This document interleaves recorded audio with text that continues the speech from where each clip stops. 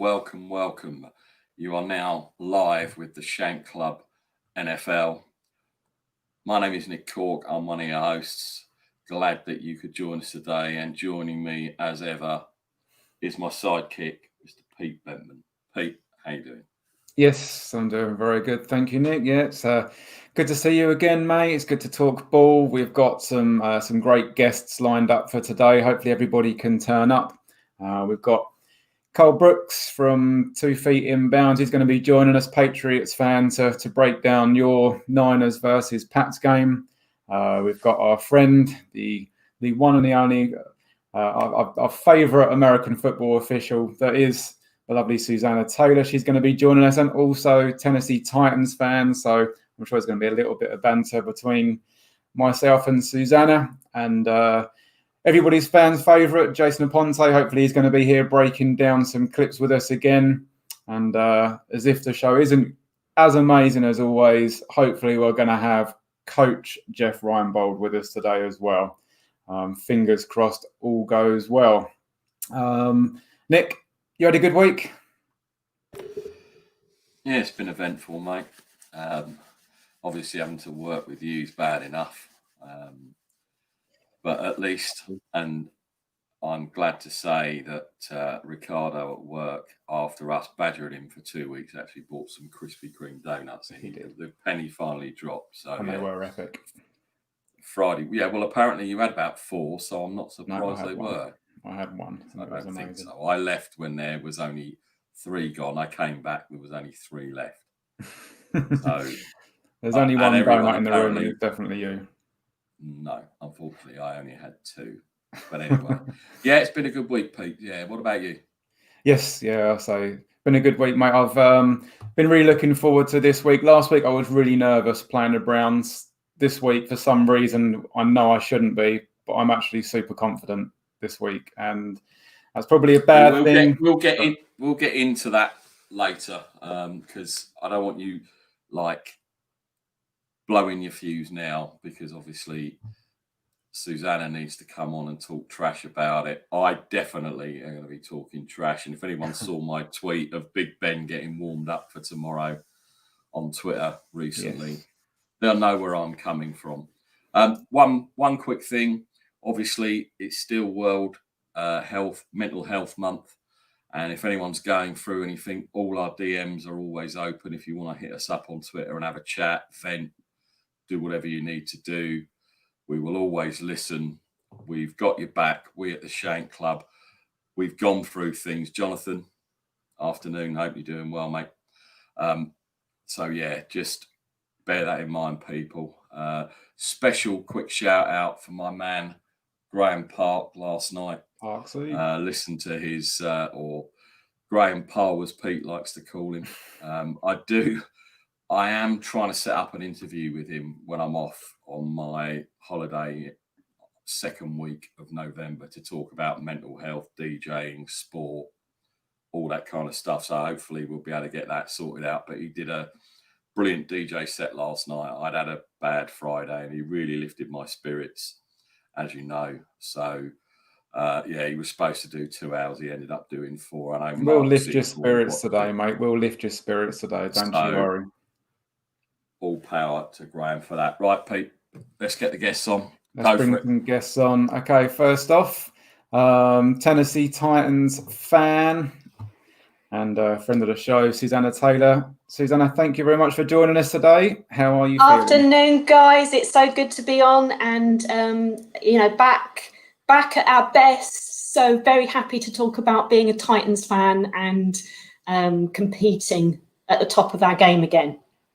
Yeah, doing very well. We'll get into the Steelers Tennessee Titans game very shortly. We're going to be bringing on now Carl. Woo! How about them Cowboys? You should just dying to do that, haven't you? Yeah, that was waited. That was there, ready. Oh, that had to be done. And I was seeing you in the background there, saying, "What are you doing?" God loves them Cowboys, but that's the only person that does. Carl's going to be here breaking down the Patriots and Niners game with us, being a Patriots fan. Gonna be a bit of banter today, I think, between me and Susanna and you and Carl there, Nick, I believe. Yeah, just a bit. Yeah.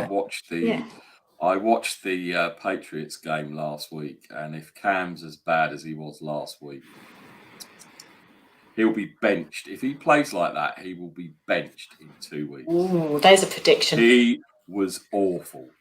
I think when someone hasn't thrown a ball in 3 weeks, I think you can justify if someone plays rubbish. Excuses. But anyway, right, news. Quick bit of news, obviously. Antonio Brown apparently has overcome all his mental health issues, which is really, really good to see, and has signed a 1-year deal. Well, it's not a 1-year deal, let's be honest. It's for 8 weeks with the Buccaneers. He's still got a lot of stuff hanging over his head, I believe, so he could even be getting another suspension because he's still got alleged rape allegations and things like that hanging over his head, so he may not even take a snap. Who knows? Pete, what are your thoughts on this? Obviously, I'm a fan of AB. I just hope that someone can put their arm around him and get the best out of him. I'm glad that he's gone to a team that's in the NFC, not the AFC. But we don't want to see the best players out of the game. His personal life aside, the guy's a baller, and I just hope that he can sort of get back to that because he lights up the field. And I know I've had massive sort of joy and celebration seeing him play. And as long as he's not doing it, yeah, I was a fan, mate. I mean, I was a fan. I mean, the guy knew, just like I say, you saw him on special teams. You saw him obviously coming out in the wide receiver position. He's just got skills, and I really, when it was him, Le'Veon Bell and Big Ben just putting up numbers, the Steelers' offense was sick. I'm sure Carl will sort of tell us a minute ago. It sounds like Antonio Brown really wanted to play with Tom Brady, and Carl, it sounds like he's going to get his wish. I think it was a foregone conclusion. I think when Antonio Brown got suspended, he turned around and said the only quarterback he really wants to play for was with Tom Brady. So all this notion that he could come back to New England or the Seattle Seahawks were chasing him. There was one other team as well that was gunning for him as well. I can't remember who it was. Oh, sorry. What, Tennessee? It was the Titans. Okay, sorry. I beg your pardon. I didn't know. But I think overall, going to the Bucs, he just wanted to be with Brady. It's as simple as. And also as well, the Bucs receiving core has taken a bit of a hit as of late. Godwin can't stay healthy. Mike Evans is struggling to stay healthy. OJ Howard is now done for the season. So maybe it's. I know there was rumours, wasn't there, about him possibly going to Seattle, but I think that was possibly more just stemming from the off-season and him and Russell Wilson sort of working out together. So I'm not actually sort of sure how much there really sort of was in that. I don't necessarily know if there was any meetings or anything, but like you said, it sounds like he really wanted to sort of play with Tom Brady, and he's going to get that. But I just hope someone puts their arm around him and looks after the guy, and we see him producing the goods on the field. I mean, Susanna, I don't know what your sort of take is on Antonio Brown. My opinion is the opposite. I'm really glad to see him go by. I think he's a really disruptive force within a team sport. He's got a huge ego. And yes, I appreciate that maybe that was presented as some sort of function of maybe some mental health issues. But at the end of the day, I am so glad he has bypassed Titans and gone straight to the Bucs. Yeah. I've also got a point I'd like to raise about Antonio Brown and the way the NFL is two-faced and all this. And I'll bring him up occasionally. Ray Rice had one assault and got his ass kicked out of the league. Antonio Brown has got several misdemeanors, but he gets rape is not a misdemeanor. Rape is a serious criminal offence. Yes, of course. But what you get my point. What I'm saying is, he's got more, a bigger rap sheet than Ray Rice had. Yet AB's back in the league. Now you put it the other way, Colin Kaepernick, and I'm not a Kaepernick fan. Everyone knows I'm not a Kaepernick fan. But if AB can get back in with his rap sheet, to me now, it does seem like Kaepernick has been blackballed by the NFL, because there's no way, if AB's getting a job and he's still got stuff hanging over him, Kaepernick should be back in this league if he wants to be. And as far as I'm concerned, I think the NFL, has, as per usual, have screwed all this up. And I'm sorry if that's controversial, but it stinks. To me, it really stinks. Forgetting the mental health stuff, and, you know, I've suffered with it, and I could use it as an excuse not to go to work or not to do this, not to do that. But I don't. I never have. Yet, for someone that's paid multi-million pounds for him to put all these videos out of when he was released by the Raiders, and he could, you know, he burnt his feet and he did this and he did that. The guy is a screw up and shouldn't be. He should not be in this league. I'm sorry. I don't care how good he is or how much he's been paid. In my opinion, he shouldn't be in this league. It's double standard by the NFL. Right, I said my piece. I'll shut up now. No, that's what So this is all this is a about. wider issue around responsibility of players and of the NFL to uphold the highest standards in both on the field performance, behaviour, and off field behaviour. I couldn't agree more in terms of, you know, somebody should be, the punishment should fit the crime. The crimes are serious. Committing those crimes and thinking, you know, there's no consequence. And then inconsistency across different people with different results. So very difficult to comment exactly what has gone on behind the scenes. I think he's a disruptive force within a team sport on its own. And if he's disruptive within the NFL, then I don't like that either. I kind of would like to pass him by. Yeah, well, maybe we might sort of say that. We might sort of see him coming in and just being a complete jerk and then sort of leaving again. And maybe that will be the end of it. But I mean, I don't sort of tend to sort of pay too much attention to sort of what goes on off the football pitch. But like I say, my memories of him playing football, not as a person, but playing football. I have Pete, sorry, Pete. That's a side issue. Yeah, Let's absolutely. not get this skewed. It's not to do with what a great. I mean, if he was a normal guy without all this crap going on with him, I'd have had him at the Niners tomorrow without a shadow of a doubt, right? But let's not get this out of shape. He is. Well, no, it's just wrong. It's just wrong. He shouldn't be in the league, because if he's in, then Ray Rice should be in, and all the others. And we all know other players that have had DUIs and rape allegations and this, that, and the other. It's wrong. No, I do agree with you, mate. But I say I don't make the rules up in the NFL, and if the guy's gonna play football, then like I say, maybe it's best he just doesn't sort of perform and just sort of disappears from the league. But like I say, the question was I a fan of him? And when he was playing ball for the Steelers, he was playing great ball, and that's kind of what I was talking about, not the person and not what he's doing now. What's the obviously the next sort of topic? We're still waiting for Jason to turn up with some film footage and coach to turn up. So maybe we can sort of crank up the volume a little bit and maybe talk some Steelers Tennessee. Susanna, are you ready to sort of maybe deep dive into our game for the two undefeated teams? Do you fancy it? Well, come on. I mean, that's why we're here. You've never been more ready, have you? We've been building up to this all season. This is the one that at the beginning of the season, if there was a game I really wanted to watch, this was the one. So, yeah, let's go. Yeah, I mean, do you think, for me, I was ready to sort of go with you guys a couple of weeks ago. The game didn't happen.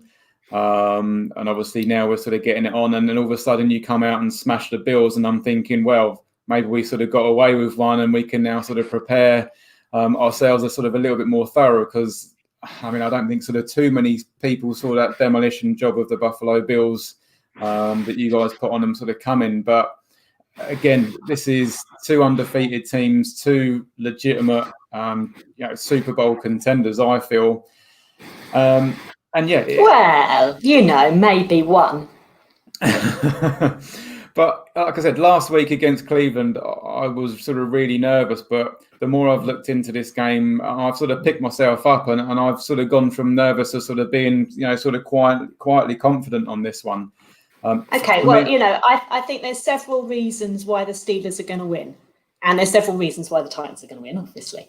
There's several reasons why the Steelers are going to win. And quite a lot of it is on defense. And we've got an injury on our O-line. So I think you've got a chance to keep us to a relatively small number of yards on run. But then some other teams thought that we're going to achieve that as well. And Henry has a way of bowling through all sorts of defences. So I'm not sure. Yeah, no, he absolutely does. And he's a weapon for sure.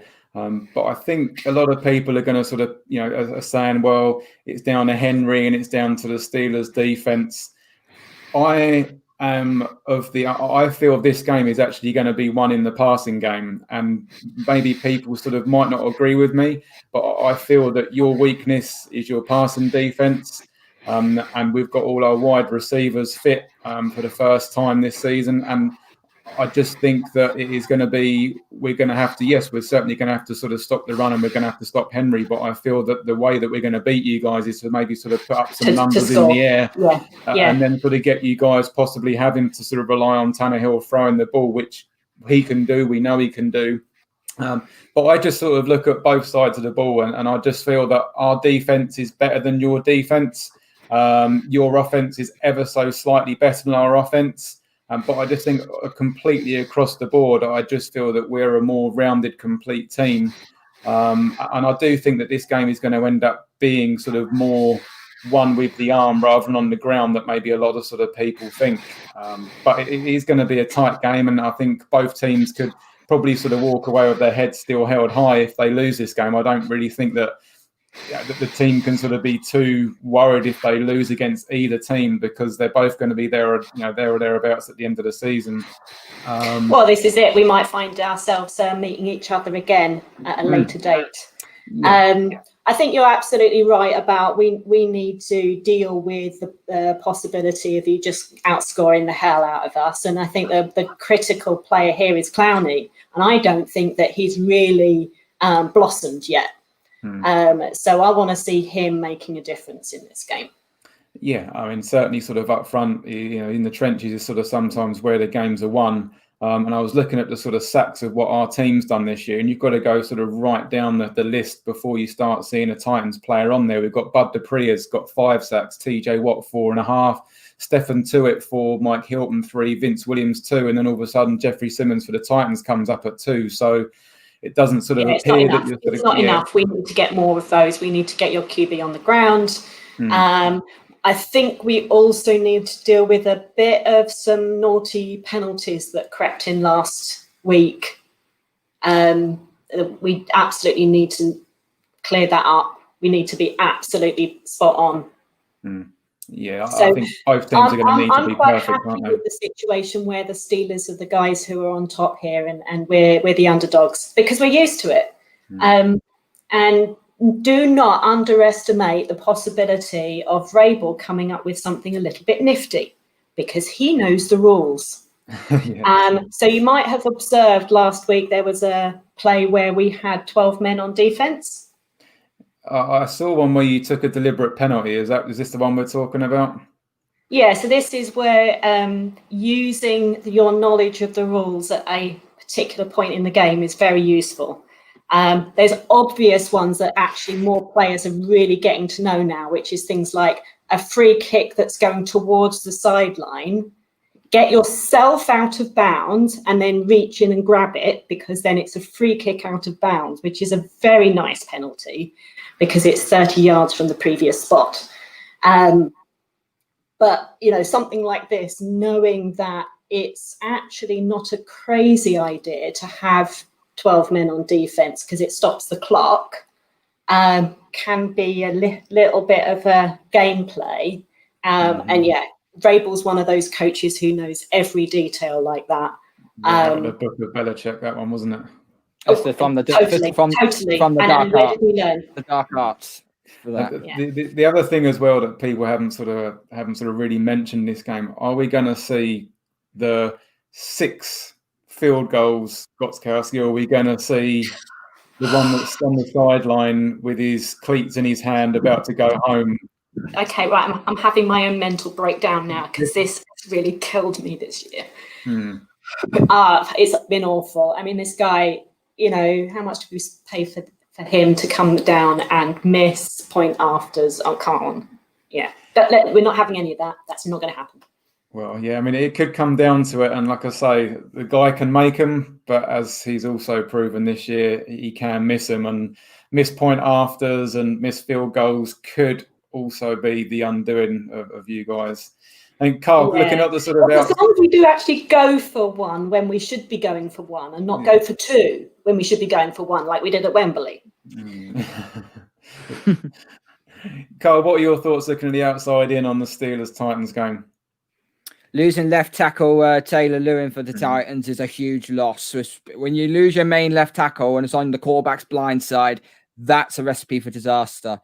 Yeah. I will throw another injury though, and it will cost your Steelers defense in the remaining of the season. Losing linebacker Devin Bush, that's a huge loss. Yeah, it is a big loss. But I mean, Robert Spillane came in and looked all right, but obviously he's still unproven. So we're going to sort of see what we're going to get. And I am worried with the sort of big guys that the Titans have got and their tight ends that they could well sort of take advantage of that. And obviously we've lost Mike Hilton as well, which is also sort of rushing out of the backfield on blitzes. That's going to be a big difference.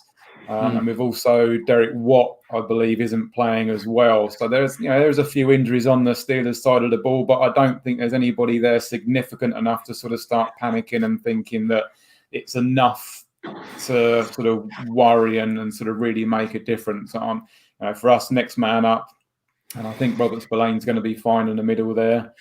But I think that the biggest loss is on the Titans side of the ball. I say losing their left tackle with obviously TJ Watt and Bud Dupree on both sides. And that's what we're going to need to do. We're going to need to get to the backfield quickly to snuff out the run game. We're going to need to get to Tannehill and not give him space, give him time. And this is, like I say, the more I look into it, the more I do feel, at the end of the day, I mean, how good were Cleveland running the ball? And we shut them down to 64 yards. Tennessee Titans can run the ball. Don't get me started on Cleveland. I had that's all I got to say to them. Henry is a different obstacle, and hopefully they can find a jersey that fits him, because I'm fed up with seeing his midriff running down the field, just bowling people out of the way. He's basically a tank. He's basically a tank with no handbrake. He just the way he killed Josh Norman a couple of weeks ago was just hilarious, but also damning as well. Yeah, I dread to think there might be a few Steeler memes with if there's some of them sort of coming off with Henry sort of charging down the field and some stiff arming. I don't want to be seeing that. Yeah, that also, and he's got a decent breakout speed. So once he's out there, he's not getting caught. His Duke moves are just sick. Nick, what's your take? Are you going to kill me here? Well, obviously I'm going to kill you. I just want to go back all your bluff and thunder that you've been waffling on about. Last week, Facts. 49ers came up against Aaron Donald, the best player in the NFL. And are the Niners never going to beat him? They're shit, they're this, they're that. We came and we run all over his ass. I don't care. Aaron Donald had one hit, and that was on the touchdown pass to Kittle on 4th and 2, and he basically just brushed past. Well, congratulations on telling you about the Steelers-Titans game, turning it into the Niners game. Well done, mate. Easily. As you always do. No chance of You'll get your shot in a minute talking about the Niners. Yeah. I was going to put this in our WhatsApp chat, Pete, but I'm going to have a bold prediction for you now for tomorrow's game. Go on. Right. Derrick Henry will go over 350 all-purpose yards, rushing and passing out of the backfield, 350 yards. Big Ben will throw for less than 275 yards, and Tannehill is sacked less than twice. What, you want all of that, mate? You can have that. Of course, you can have that. I mean, it's not going to happen. That's a case of beer coming my way, because Derrick Henry is going to kill you guys tomorrow, because I've 350 all-purpose yards. I mean, he's averaging 117 on the ground. I mean, But I don't think averages mean nothing. He had 260 yards last week. 260. Who is he playing again? He's Who playing is he playing? the top. At the end of the day, defense. they load the box, which they're going to do to try and stop the run. You just go over the top with the passing game. He will have time. He will have 2.5 seconds to pass the ball. He will get it out quick. They're going to run a lot of play action. Vrabel knows his stuff. He's a Belichick disciple. Trust me, this might not be a high-scoring game, but the Titans are not to be overlooked against your defense. Everyone's got a weakness. Everyone's got a weakness. Yeah, and our weakness is probably the same weakness as what Tennessee's is, and that is the secondary and defending the pass. And I think that is why I feel that it's kind of going under the radar. Everyone's talking about our defense and the Tennessee run game, but I seriously think that the ball's going to get aired out. We've got, I say, the full string of wide receivers available, and I think it could be an absolute end-to-end slogfest when it comes to sort of gunning it out there. I really do. The thing you've got to worry about, Pete, is Tennessee do bring a lot of different looks at the front, and they will stunt their defensive line, and they will get pressure on Big Ben. If the Tennessee Titans backs and safeties can hold up long enough on your receivers running those routes, unfortunately, last week Cleveland again. Don't get me started on that shower of shit. If they would have got more, if they'd have been in Big Ben's and the back end would have held up, it would have been a totally different game. Yes, the Steelers still would have won it because Baker Mayfield was playing ridiculously crap. But that's the point. And Tennessee has got a pass rush. And we're not that. So no. If they can hold up on the back end with their routes that they're running, then, and I know you. So Big Ben has been a game manager, and he's a dink and dunk this year. He throws the odd one long, but he doesn't. He throws a lot of intermediate and a lot of underneath over the middle. Well, you've done your bold prediction live on air. Well, I'll give you mine. Big Ben goes over 450, 4 TDs. Oh, fucking hell! 4 different receivers. And okay, right, so I think we could make this proper, right? So there should be a forfeit for this. If you're wrong, you need to come online, video, I don't know, dressed as a fairy or something. Well, it's a bold prediction, so it's something that isn't exactly. Well, it's a bold prediction. Yeah, but it doesn't private, so. I think that it's going to get aired out, and I think there's going to be some points on the board, and I think there's going to be some big yardage. Then? Ooh. While you're thinking, Pete, Carl, just very quickly, he's actually drinking Sprite, nothing alcoholic, and he comes up with that. That's what But you imagine what he's like when he's drunk and he makes silly bets to people. You see, that's what and that is one of his drunk bets. If he thinks I'm saving myself, man. That's not a drunk bet. That's a fucking Michael Irvin bet. That is. I'm saving myself. I've got the in-laws coming over tonight, and I'm just going to be sitting there like that, just looking into space, thinking of the Steelers game all night. That's all I'm going to be thinking of. That is so sad. Sorry, Pete, carry on with what you were going to say. Well, I reckon we could see. I reckon we could get the Steelers going over 40, and I think I'm going to go 41-36 Steelers. Also, There's still no quite way. A tight game. So that's a high one score in the last minute. Yeah. Well, no, I would say 41. The numbers go up early, and you maybe get a couple of TDs in garbage time. Not going to happen. There is no way that it is going to be that high. 20-17 Titans. Oh wow! Okay, so this is. I believe that high scoring is more likely this year. I think that the way that, and we'll talk a bit more about officiating in a minute. I think that the way officiating is working is it's really stopping defenses defending. So I think high scoring is more likely. So I'm going to sort of sit somewhere in between. I'm going to stick with my 36, but you're not getting there. You're not getting there. We're going to pip you. So let's make that. It could be really close. It could be like 34. I think either way, it's not going to be like last week where everyone expected a close game between Cleveland and the Steelers run away with it. I think this is going to be it's going to be one hell of a game. Give you the latest odds.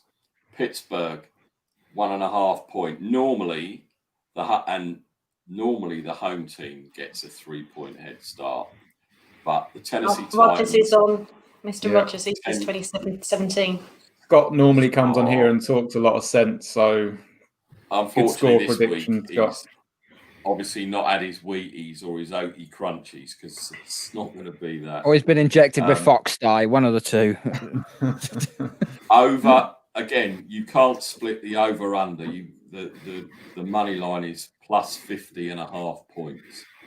So, and again, it is 10 to 11, so they're not splitting that either. Pittsburgh are evens and Tennessee Titans are 17 to 20.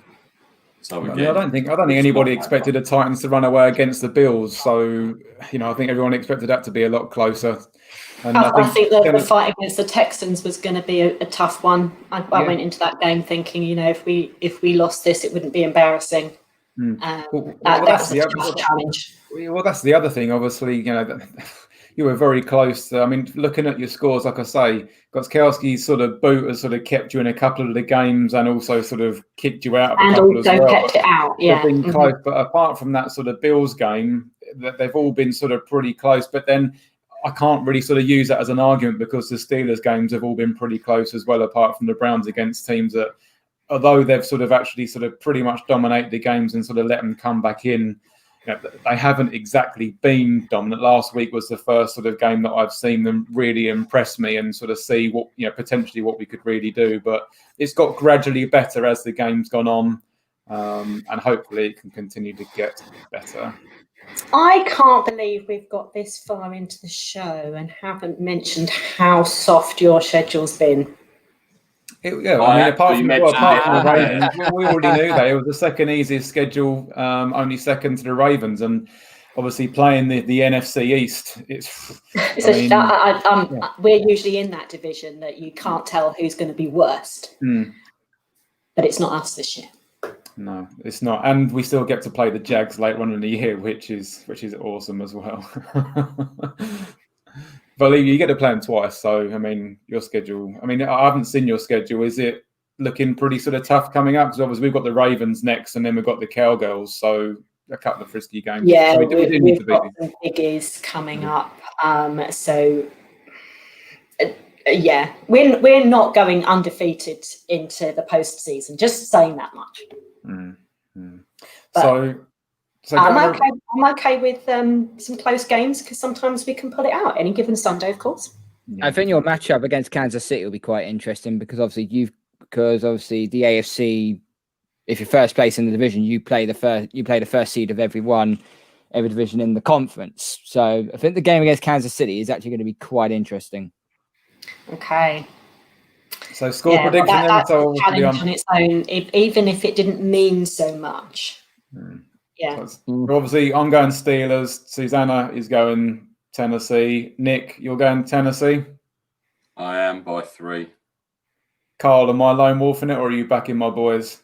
This whole notion that you think Big Ben Roethlisberger is going to throw for how many yards did you say he was going to throw for? 450. Only 450. You are talking out of your anus. 450 inches. Yeah, that's more like it.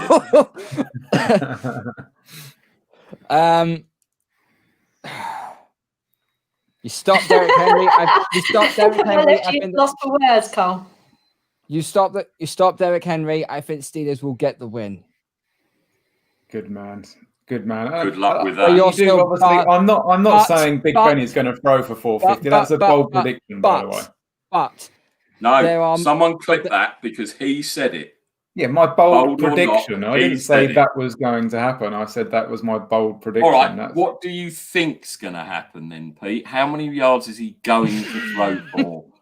Give or take 50 yards. No, you know what? screw it. He's gonna just go off on one. You know, he's just gonna be he's gonna be throwing lasers to every single wide receiver. I'm gonna stick with it. Screw it. 450 yards, 4 TDs, 4 different receivers. Have that. Got to Two say hello. turnovers. Two Got to say turnovers. hello That's to what I'm Callie. saying. Callie Young out in the States. Respect always joins in. I know he's on the West Coast as well, so that's cool. Yeah. There's not enough time for him to dink and dunk for 450 yards, mate. The game is only 3 hours. He's going long. deep. He's going deep. He's testing the Yeah, secondary. but deep 'cause that's for where it's him going. is 10 yards now. Let's not get this bent out of shape, Pete. Just He one- cannot just do one- the Well, 50 I'll tell you yard what. range. I'll add that bold prediction. I'll give you 5 passes over 20 yards in the air as well. Then completions. But that's nothing for a so-called Hall of Fame quarterback. I'll tell you what, Pete. I'll have 20 quid with you that he doesn't throw a pass over 40 yards in the air. Forget the yards after catch. He doesn't air it out for 40 yards. 20 quid. Right now. Done. Let's do it. Done. 20 quid. I'll do And it. there will Over be 40 another yards, yeah? video. Over Right, I've 40 yards in the air. Not a little dump off for That's 5 right. yards and then the geezer runs for 35. 40 Right. yards in the air. Oh, Right, I've got this yeah. written. I've got this written down here, so I will come back to you next week. And Well, you won't Um, need to, Carl, because 9:05, you can tweet him and tell him, get that 20 quid over to the president because it's mine.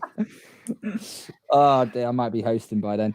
I will say this to Big Ben though: if you are going to throw it to your wide receiver, don't throw it in the direction where Malcolm Butler is playing corner, because all of a sudden he had what, 2 interceptions a few games ago. Well, as long as we don't throw it on the 1 yard line, we'll be fine. Oh, no, that's the Seattle joke. You can't bring them up because they're you 5-0, can't, the best no, team no, that's no. ever been. Sorry. Hey, good to see Mark's watching. Mark, thanks, buddy. Yeah. So I think Tennessee in the passing game have got some more dangerous weapons. AJ Brown coming back is a huge addition. Well, he's. I think he's actually at the moment he's questionable. I believe. I don't know if he is actually going to be playing. I think he is questionable, but I'm sure he'll probably play because normally that's what questionable means. Can I just make something here? I hate the word questionable because questionable basically means he's around about 70 to 30%. He should be fit and raring to go. Any player that says questionable, they should be in unless they've been pulled out the following day. It's when it's doubtful. When they come out saying it's doubtful, then it's like, nope, he's definitely not playing. Questionable, I think, doubtful is, well, he's at the stadium and he's thinking about playing, but he's not sure. Yeah, but he's not suited up. I hate the injury reports because it's ridiculous. They have to be put out and they have to make a certain status comment. And you guarantee you see like so-and-so is questionable and then he's running around like a gazelle. Nick, me and you are questionable every Sunday morning when we go up to London for the game, and we always rock up in our seats, mate. Trust me, we've both been doubtful twice, and we both made it at that time. To be fair, I think you've actually been active a few times. Really ill. You've come back from the death. You come back from the bloody IR to sort of still get on there. I did actually come off of season-ending IR that one weekend. I must admit, but that's another story. Shall we jump on to the Pats Niners game? Obviously, we're still waiting for a couple of guests to hopefully sort of come and join us, but I'll be interested. I want to hear what Jeff has to say about our game. I need to step away for a minute, so I'll be back in a second. Just for my prediction, Pete. Just for my prediction, Pete. Yeah. I'm going Steelers win 24-21. 24-20. I think I say a few people do believe it's going to be sort of a low-scoring game, and I think that is what most people, sensible people, would probably sort of say. But I just kind of get the feeling that's not your brand, is it, Pete? It's not my brand really. And to be fair, sometimes I put a few sort of far-fetched things out there, and they do come to fruition. And that's football for you. You never know. So all of a sudden you think a tight game ends up being a blowout because it's so unpredictable. But I just kind of feel that everyone's talking about Steelers' huge defense and the run game of Tennessee, and all of a sudden I just feel that they're going to wear the ball out, and I think it's just going to be a great spectacle to watch. And it may well sort of in those words, it's going to be a defensive show. It is not going to be. It's not going to be a shootout. It is going to be a grind up front on both sides of the ball, and it's who wants it more and stopping Derrick Henry. Your run game's I thought good. you were going away for a but it minute. isn't. So shut up. Your run game's good, but it isn't Derrick Henry good. I'm just going to step away. I'm going to try and get hold of Jeff, try and get hold of Jason. Okay, mate, no worries. See, they've had the links. If I have to resend them, I'll resend them again. I have sent a link to Scott, see if he wants to come on so he can join the party. So carry on, and I will return. No problems. Maybe, Susanna, obviously, maybe you could sort of talk to us about what you were saying earlier on about some of these sort of calls that we've seen. Is there something sort of specific that you've seen that you feel that they're just letting the offense sort of get away with a little bit more, do you feel then, from what you were saying? Well, what it is it's a very hard juggling act that officiating in the NFL has to play, which is between safety of players and letting them play the game. And I think a lot of the way that officiating emphasis is played out on the field means that defenses really struggle. So it's a couple of examples of this. I mean, the obvious one about how much protection they give the quarterback. You literally can't, sneeze on him in the wrong way, and you'll get a penalty. Whereas there's nothing much protecting the defensive players, right? A quarterback gets more protection. So there's a lot of rules like what we would call targeting, unnecessary roughness hitting the head, neck area, which is critical for safety. Concussions have been, across the NFL history, concussion has been a really big issue. And we've moved a long way to deal with that. And of course, a lot of that is about stopping the cheap shots at the head and neck area of players that are in full flight. But the problem with that is just how to coach it. And I think Jeff will probably have something to say about this, is that in order to tackle someone, you've got to get in low enough to tackle them. So you go at a certain level thinking, I'm going to be able to get my shoulder in here, grab the hips, take them down. But then, of course, the ball carrier lowers his body, lowers his head, protect the ball, protect himself. And it's sort of like this sort of lowering. You get to the point where, you draw a penalty anyway, even though you were doing your darndest to avoid contacting the head in a dangerous way. And the result of that is the opportunities for those amazing open field tackles are narrower than they used to be. That's why it's much harder for defenses in the NFL than for offenses. Yeah, and what about sort of obviously the other end of the ball? I mean, I don't quite know how it works. Maybe you can sort of tell me with regards to when you see some of these sort of plays and you see flags being drawn for pass interference, offense, defensive pass interference. Obviously now in sort of football, there's sort of someone sort of looking, in soccer, people are looking at the screen to sort of, to overturn sort of decisions, but it doesn't appear that you get sort of decisions sort of overturned when it comes to things like sort of pass interference and stuff like that. Is that something that you think sort of might come into the game with, so much sort of riding on these sort of sporting events now? Do you feel that they could sort of start getting involved? Yeah, this is an interesting subject because we've had this sort of experiment in pass interference officiating where you can create a pass interference penalty on review. And that was a disaster. Was it? Because it stopped the game so much. It was almost unwatchable from time to time. And the tiniest little things were generating pass interference penalties, which were not visible in real time, with the naked eye, but somehow got created, as I said, that they are there. It's just no one was going to call that because it's this tiny ticky-tacky, arm grab or hip pull. So that was a disastrous experiment. And I'm really glad that this year the emphasis is way back the other way. And mostly, I would say that the officiating of pass interference has been pretty good.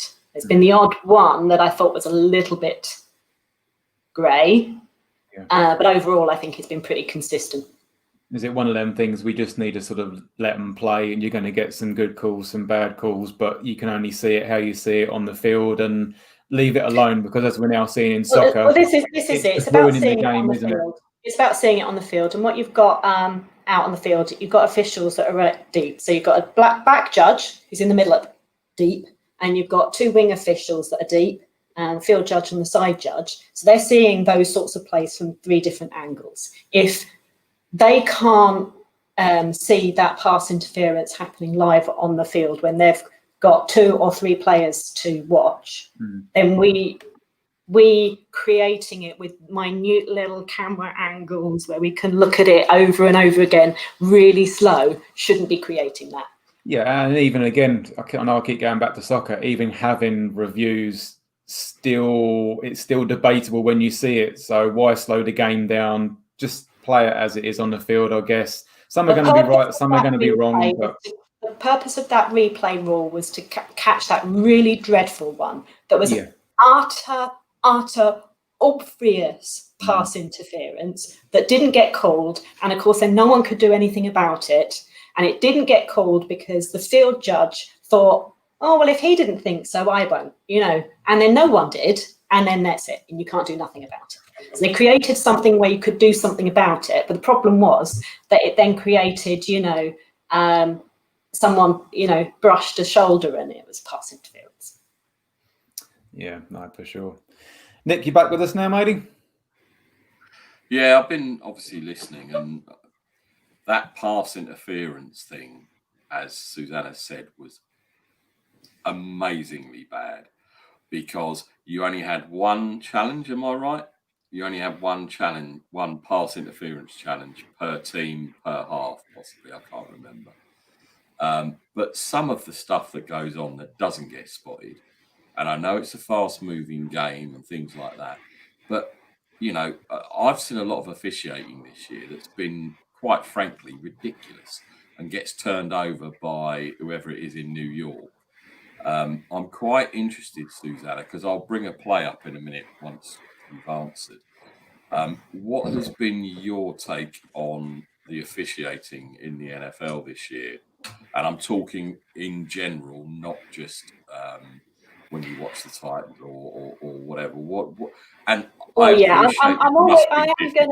going to be properly biased for the Titans, so we should probably take that out of the equation because that's just a little bit unfair, right? Because I'm still going to just go no when it's against me, okay? And of course that was a catch. His shin was down. Shin's a knee. When it's for us, right? But the rest of the time, when I'm more objective, I think that they're making more calls on the field that are being upheld, except for and they're calling more down short of the goal line. I've really noticed that they're really getting that in. They're getting that in like inches short of the goal line. They've seen that knee go down, and then the replay has shown it, and we're like, oh yeah, you're right, so it is.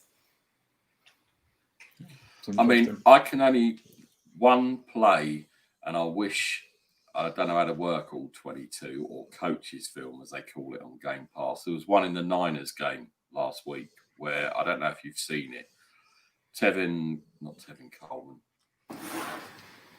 One of the 49ers running backs goes through the line, gets tackled, is clearly down, clearly tackled. And when they put the ball out or throw the ball when the play's dead, they ruled that a fumble and it had to go to review.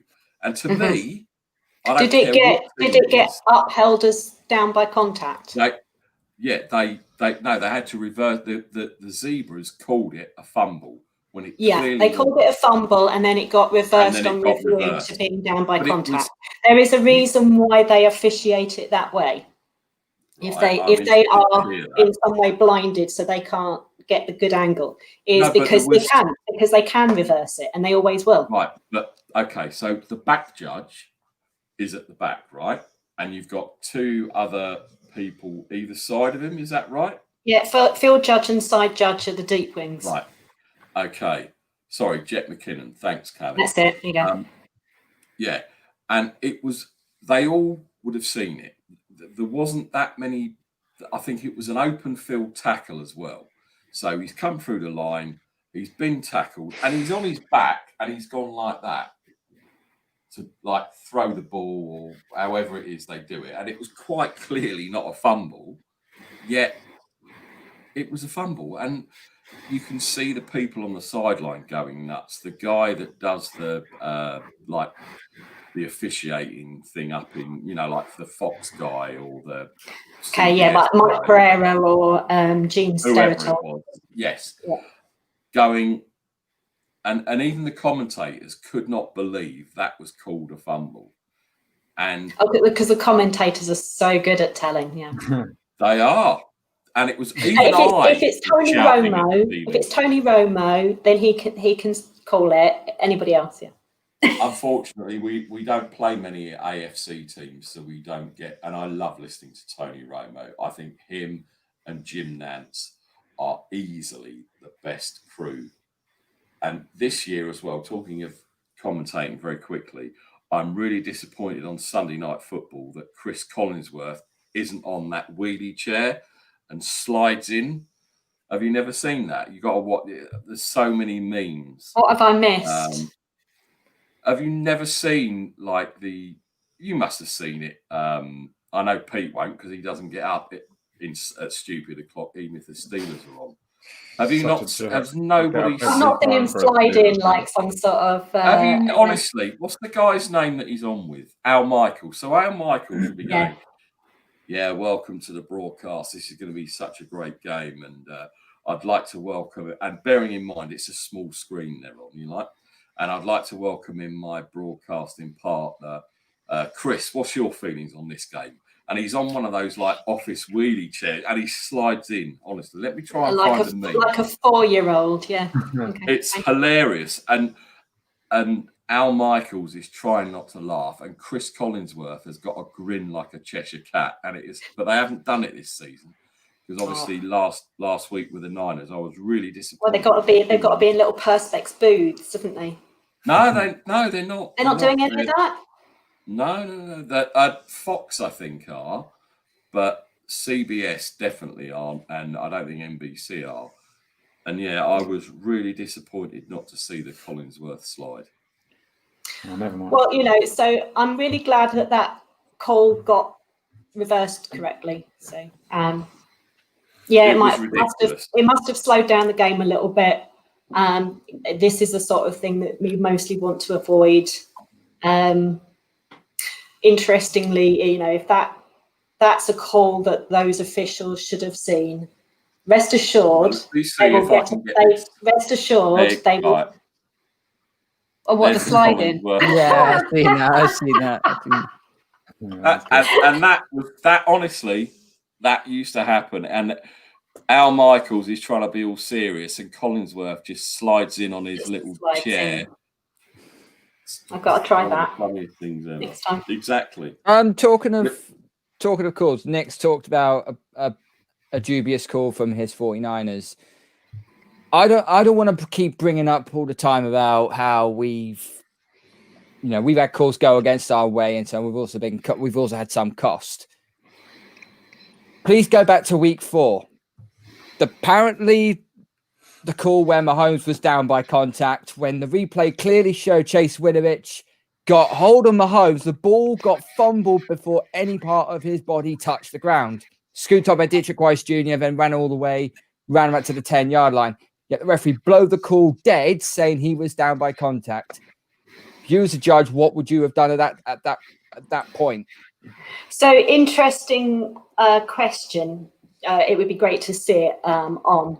Is a bit of philosophy that we have in the UK, which I'm not sure is really relevant in the NFL particularly because of quarterbacks like Mahomes. is that when a quarterback is contacted and goes down, it's not, they don't necessarily have to go down to the ground. They just have to go backwards, because then it's a sack. And the forward progress is given. And of course, if the ball goes out after he's going backwards, then that could be the reason. But realistically, the big philosophy that would be something I would be coaching my officials at that point is slow whistle. Let the play run out. Bring your whistle to your mouth, but do not put it in your mouth until you're certain it is dead. I'm sure there's someone in the room now, Scott, down below, that probably doesn't believe that it was a fumble anyway, right? Well, they ruled that he was in the grasp of the defender that was forward blocking. That's what they call it. I mean, I don't know. It's sometimes you see him; he's in the grasp for 1 second, 3 seconds. I mean, there's no set time. He definitely wasn't down, but if the referee blows the whistle and says the play's over, then the play's over. You can argue whether you really think it's over or not. If you thought he had a chance of escaping the grasp of the defender, or still being able to throw the ball or make a play, that's a judgment call by the referee at that point. So it's kind of up to them. Something as standard nowadays anyway, Susanna, that they should really sort of just wait until the sort of play progresses, or is that just something that each different sort of group of judges sort of have their own way of sort of handling the plays? Well, yeah, as I said, the philosophy we apply in the UK is let it go enough to see what's happened, but because the standard of play in the UK is that much less than the NFL. I mean, I know they all think they're playing for the NFL, but they're really not. And once a player is in the grasp of a defender, once a quarterback is in the grasp of a defender, it really does probably mean they're going down. And we want to make sure that they're not absolutely decimated. That's how we would officiate it. But in the NFL, you've got players like Mahomes, who just because a defender has their hands on him doesn't mean they're in the grasp. He can easily weasel his way out of that, get around, run it, pass it, throw it across his body, do some Houdini. So a longer pause before getting that whistle in is definitely what I would be wanting to see in this scenario. Talking about being in the grass, Danny Dimes got his face straight in the grass on Thursday Night Football, running along. That is proper get into the grass, right? His body was going faster than his legs, and all of a sudden his body and his legs caught up and he just took a dive. Scott, thanks for joining us, by the way. I just wanted to say hello. And great prediction, by the way, Scott. What great timing it was for you to bring in Scott just as Carl is giving it some. Yeah, good call, good timing. You couldn't have timed that better, Scott. How you doing, Scott? Are you good? Yeah, man, I'm doing good. How are you all doing? We are doing good. We're talking good ball. We're getting great information with regarding some of the officiating that's going on from Susanna. And Carl and Nick are just talking crap about the Steelers. So, yeah, usual sort of stuff on the Shank Club. Facts, not crap. Scott, I don't know if you were in at the time. Did you see Pete's weekly crap bet that he's made this week? I did not, no. Oh, you want to hear this? 20 quid. Yeah. And this is air, yards in the air, not 2-yard dump off like he has been doing, and the geezer runs for 50 yards and it's a touchdown. 40 yards in the air. I've said 20 quid. Big Ben don't make that throw this week. 40 yards in the air. First play of the game, James Washington, done. 20 quid in my skyrocket. Beautiful. No chance. No chance. The ball has to travel 40 yards in the air? In the air. In the air. Not. Yeah, what did you write down, Carl? Wrote it down. Exactly. It has to be caught? Over 40 yards in the air. Yeah, I don't remember him saying it had to be caught, actually, to be fair. Oh, It can't. No, even it can't. you No, could no, throw. no. It can't be dumped. It can't be dumped off for 3 yards, and then he runs it all the way for 52. That's not the bet. That's not how it works. No, but he 40 just yards said, through the air. he just said No, he I'm would saying, does he throw have the to ball. complete the pass or just throw it 40 yards in the No, air? he has to complete the pass, obviously. Complete it. They're as well. inbounds. You need to make sure you get the details ironed out, Pete. Well, yeah, we'll see. The best thing to do is to not iron out the details. So when it goes horribly wrong, I've got plenty of excuses to sort of go back. But no, I'm happy to take a 40-yard completion. I'll take that. That's fine by me. The 40-yard pass and a 40-yard completion aren't the same thing, right? Okay, has well, to- 40 the ball yards. has 40 to yards be complete. caught. Okay, yeah, 40 yards completion. Yes. No. 40 I'm sure yards Yards inbound. completion. He can still throw that. far, 40, you right, think? that's it. Of course he can. Of course he can, Scott. Yeah, and like I say, 40-yard completion, 2 feet inbounds. Okay, so nice little plug. Yeah, that was funny. Yeah, good one, You Carl. got 20 on it, huh? Yeah, we Yeah. got 20. So- Yeah. 5 I past like giving my 9, money away. everyone can hit Pete up and say, well, he only threw 10-yard intermediate routes. Yes, you might have won the game, but unfortunately, that doesn't count. There is no way Big Ben is going to wear it for 40 yards. No way. If we win the game, I'm not going to give a crap. In fact, I've tried to Google last time Big Ben threw a 40-yard air pass, and it says Google can't find that because it wasn't invented the last time he did that. I think you'll probably So, find I'm that's because sorry. your phone sort of predates any sort of phone that actually Oh, hang allows on. you to actually Google. Sorry, I lied. 2014, he threw for 522 yards with 6 TDs, and one of them was a 45-yard bomb. So 2014, 6 years ago. Who was that against? Cha-ching, cha-ching. The Colts when they were shocking. you mean when bloody Andrew Luck was being turned into a vegetable? That's the one.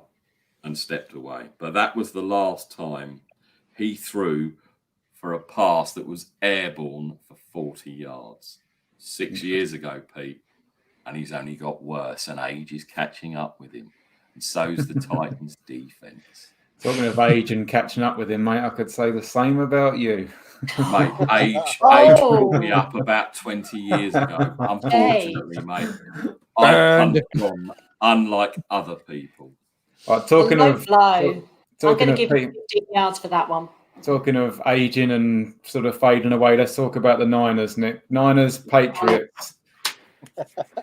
Come on, lead off with how you. To be fair, mate, I was quite surprised that you guys got the W against the Rams. I wasn't expecting that. You guys did good, and I am expecting you guys to beat the Pats. So before you start sort of picking holes and thinking I'm going to down on you, mate, I really do feel that your boys will be beating the Pats today. So come on, tell us what's going to happen.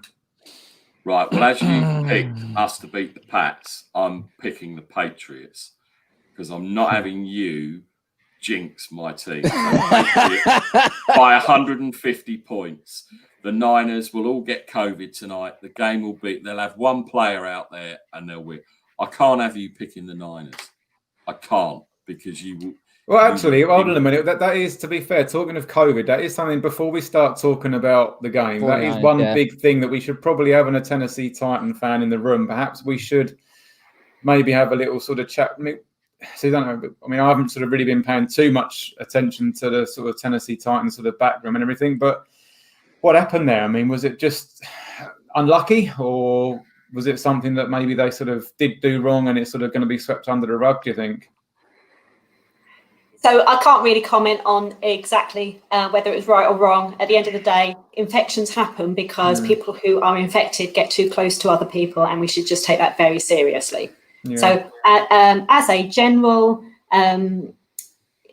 just everybody, look after yourselves, look after the people you love, wear that mask, step away, don't get too close, don't do things that you don't need to do, have fun, but keep it clean. Yeah, I think that's all you can do. And I don't think it's going to be the last we see of it this year. I mean, it is going to become a little bit of a logistical nightmare. I think the schedule, when we sort of do get a few more of these, so far we've been able to sort of squeeze them games in, haven't we? But I mean, I do feel that the Super Bowl may well end up sort of being pushed back a little bit for them to sort of squeeze in potentially all these games that they're going to have to sort of reschedule. Yeah, but to be fair, there is space on TV for NFL to broadcast games on random days in the week. So, okay, in terms of getting out at the teams in the right places on the right days with enough space in between to rehabilitate, etc. But Sky, they're desperate for more footage of live sports. The world wants live sports. We want to be interacting with and taking chances and having that adrenaline and all that sort of stuff. We don't want to be still watching historic NFL films, much as they're lovely. We don't want to be watching those on a Sunday night. We want to be watching live. So there is actually space in broadcasting land for this sort of thing. So I think we're going to get some games on some odd days of the week. We've had one on a Tuesday. That's not normal. Maybe Wednesdays, maybe Fridays. So yeah, I think it's doable. Is it I mean, Scott, maybe you sort of might know a little bit more about like the recovery time for these sort of teams. Or I guess it's all very well having the sort of days and schedule like that days available. But if teams are playing, I guess you're still going to give, these players and their bodies chance to recover before they can play again. And I mean, we've already seen so many injuries with the lack of pre-season that these guys have been able to do. And, we don't want to be seeing more guys going out. So is more the issue sort of trying to sort of have these recovery days and the right times for these guys rather than trying to squeeze the schedule and get it fitted in? Are they better off just maybe prolonging the season a little bit longer, do you think? Yeah, they just you see like the players, and you hear a lot of complaints about when they have to play the Sunday and then they do the Thursday night game, having only the 4 days of recovery time. And they moved the Chiefs-Bills game to Monday because the Bills had to play on Tuesday, and there was no way they were going to be able to turn around and play Thursday, or even they didn't think Saturday was enough time. So they moved it to Monday. I know they usually prefer to give them that full 6 or 7 days. And then you see a lot of the times when teams play like on a Thursday, they'll have them play on the following Monday, or they try to butt it up with a bye week. So that these guys use the physical abuse that they take in these games is just the average person can't even comprehend just how physical and brutal and the action is and the toll it takes on these guys. So they definitely have to factor that in when they're shuffling and moving games back and trying to figure out, if they can play or not. When it was the previous teams, you have to figure in the opponent too. The opponent, they've played on the Thursday game or the Monday game. A lot of times you've been seeing them trying to move them and give them that week's rest for the team that's been playing. I mean, Carl, obviously your team, was suffering as well, but kind of obviously went slightly different. I mean, I'm guessing that was I was sort of reading it. It's how certain teams are sort of handling or tracking it. Obviously deciphers whether the game gets postponed or played and everything like that, because obviously you had Cam going down, but you still had to play your game. So you had your cornerback, your main cornerback, sort of going down with it as well, didn't you? But yeah, Stefan, yeah. So I mean, what's the difference here? What are we sort of kind of working out? Is it just whether there's potential sort of for more spread? I mean, they've got these armbands, haven't they, that sort of tracks how close they're sort of getting to other players. Is that the sort of the sort of deciding factor when they come to whether deciding to sort of cancel a game or sort of keep the game going by the sounds of it? Yeah, I think the situation with us was obviously when Cam went down with COVID, it did put a real spanner in the works for us regarding a quarterback. People should have turned around and said Stidham should have started instead of Brian Hoyer, but at the end of the day, you put a seasoned veteran in who hasn't done very well as a starter. But as it's gone on, yes, Stephon Gilmore went down then, and then because we were supposed to be playing Denver, then that game got cancelled, and then we had to have our bye. So then we move into the next game against Denver. It means Cam Newton's not thrown the ball in 3 weeks. The team have not had 2 weeks to even have a snap to actually practice, not even a walkthrough. Bill Belichick just said, "Nope, you stay away. You stay Just away. do And what you'll wait to Tennessee play the do game." and just sort of They just train do- outside we'll the just ground do it. anyway. It'd be fine. We never. I don't think there was any reports that we ever done that. There was no reports that we'd never done that. I think it was only Tennessee that got collared for it. But it is detrimental because there are still people going down with COVID-19. I mean, let's take a look at the Las Vegas Raiders, for example. Reports come out that 4 of their offensive linemen have gone down with COVID-19, and Trent Brown was I can't say the culprit, but he was the one who actually had it.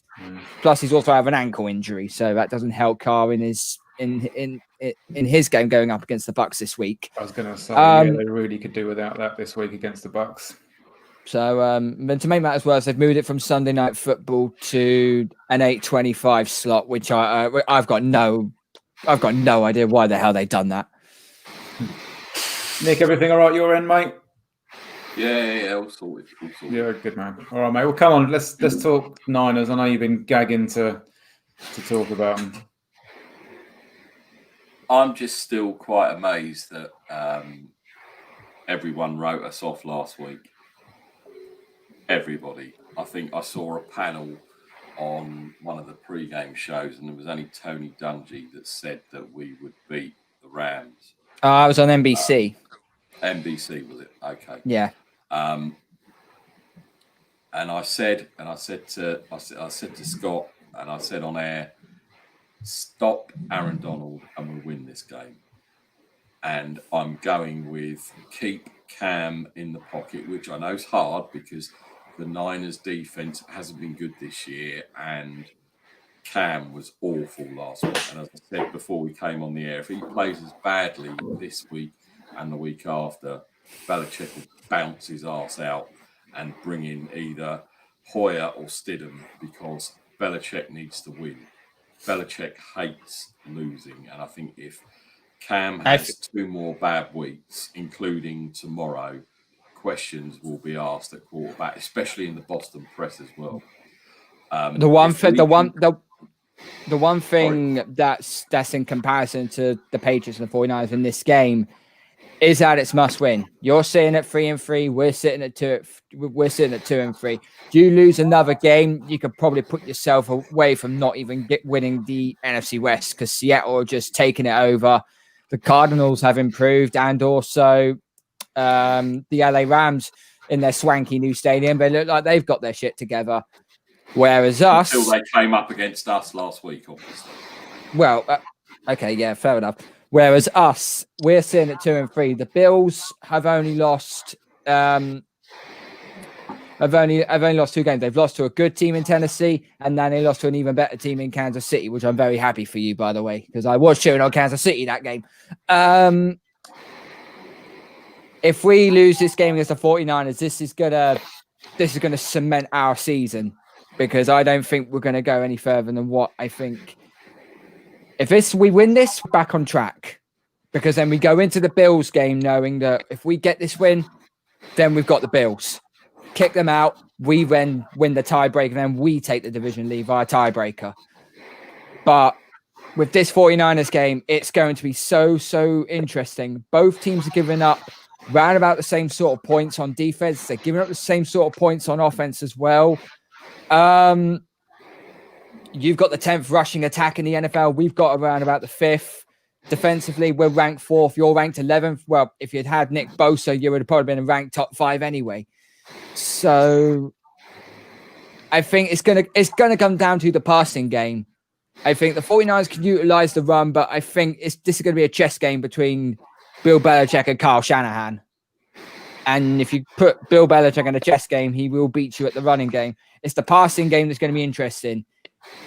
It will leave a sour taste in our mouths as Patriots fans if Jimmy Garoppolo throws 350 yards on us and 4 touchdowns and totally and utterly annihilates us.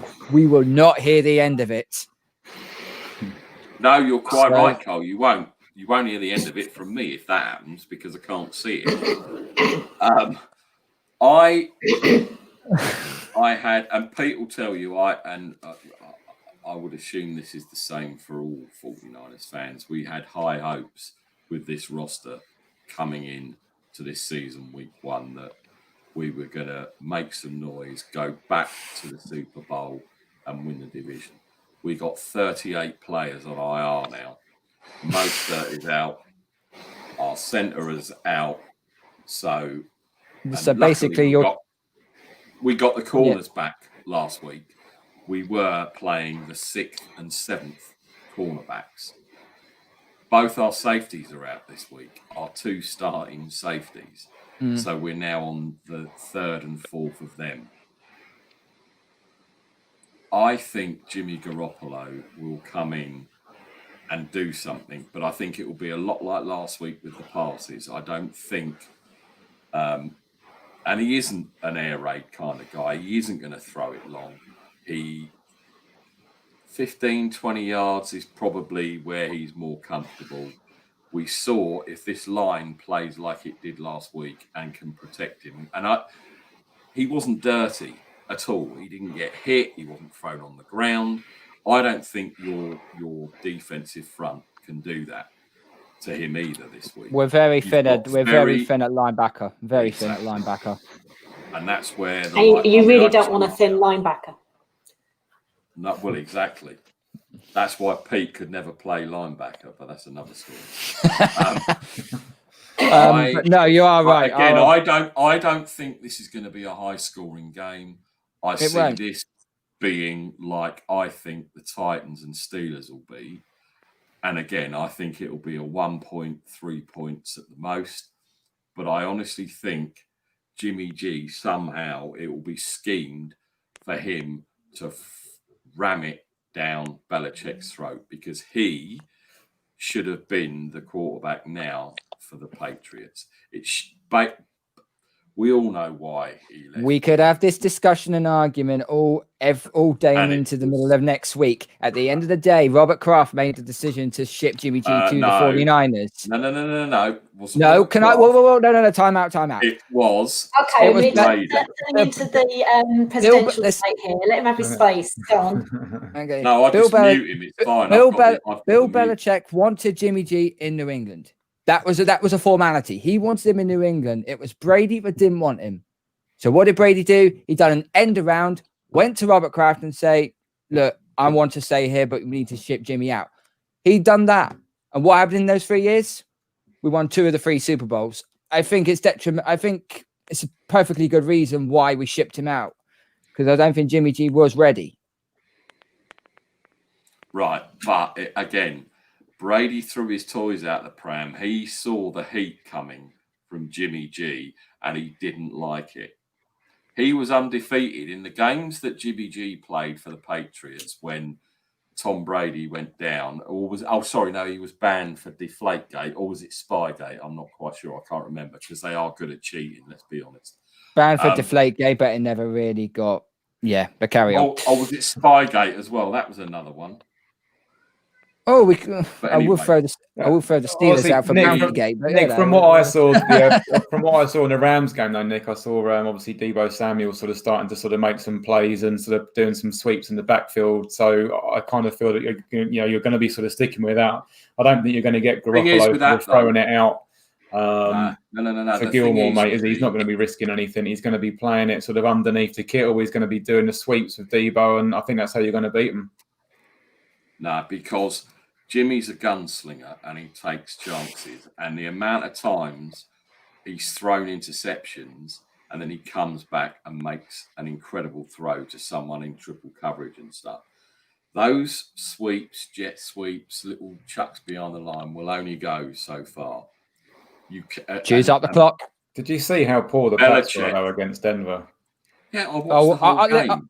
I wasn't listening. I'm not going to try and protect my team for what we done against Denver. That was just putrid. Absolute utter putrid. Newton was awful. The O-line got beaten up to a certain point. That 3 of our main starters was out. None of our receivers were getting open, although Evan Lazar, who's a CLSN reporter for the Patriots, he tried to cover the fact up, saying that Cam Newton was just playing poorly. The receivers were getting open. We'll see what happens in this game. But that's very easy. So just tell me, who are your wide receivers? And how many catches have they got? Because your guy that you drafted really, really highly, remind me of his name. N'Keal Harry. N'Keal Harry. Yeah. N'Keal Harry. 0 catches, 0 yards, and we're 1 in touchdown. week 7. He's had a touchdown. He's had catches this year.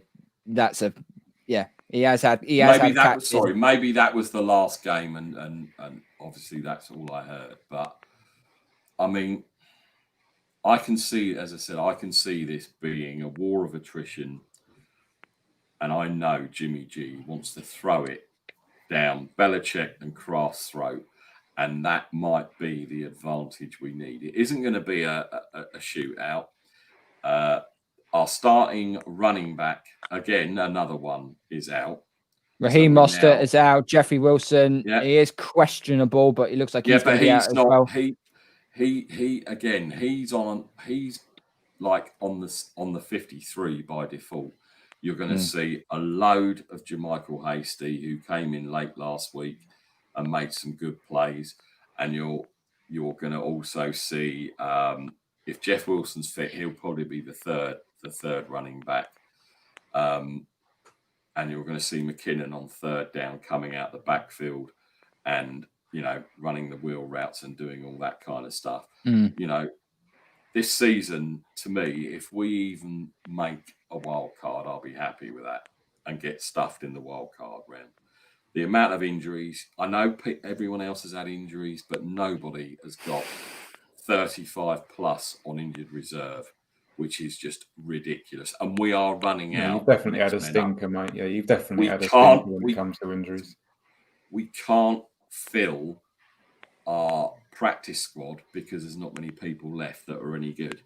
So we are literally running on empty. Mate, I'm free to play linebacker if you want, Nick, so... You're not that desperate. I can catch. I think, to be honest, Pete, to be fair to you, I think Susanna would be a better linebacker than you, but that's another story. Yeah, there is a video online of me taking out a linebacker. We both went down. I came out less embarrassed. But there is a position for me on the field. It's water boy is very important. The Gatorade boy. Well, you turn up to a UK game, Pete, that I'm on, and I'll put you on the chain.